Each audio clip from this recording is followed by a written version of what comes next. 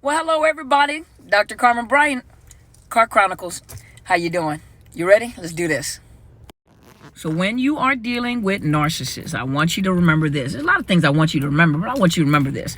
And toxic people, because everybody that has narcissistic traits, there are narcissistic traits. There's narcissism, which is an adjective for the behavior. That does not necessarily mean they have the disorder, the illness, the mental illness. But those that are toxic, those that are manipulators, those that have narcissistic traits, and those that are narcissists, they're all emotional vampires. And when you're dealing with people that dwell off of power and control, you're dealing with emotional vampires. You're dealing with people that cannot self-regulate. We pride ourselves, not in a selfish way, in being able to self-regulate.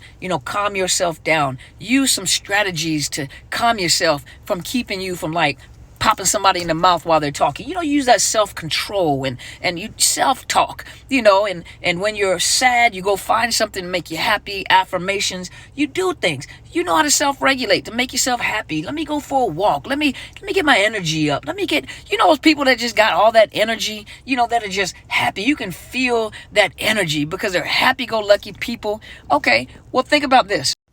Narcissists or toxic people or abusers, they are emotional vampires. They are parasites. They're looking for that energy. They thrive and survive off of other people's energy. And when I say other people's energy, happy, sad, it could be negative or positive. The only way that they feel fulfilled or empowered at any time when they feel empowered is when they're able to cause someone else to react to their nonsense, or react to their love bombing, or react to their compliments. They thrive. If a narcissist does not get fuel, which fuel is that energy that comes from that emotional outpouring, that emotional release. If they don't get that fuel from a supply, believe it or not, they die. They cannot thrive. And a baby, when a baby is born, if you don't interact, if you neglect it, reject it, and it fails to thrive, a baby will die.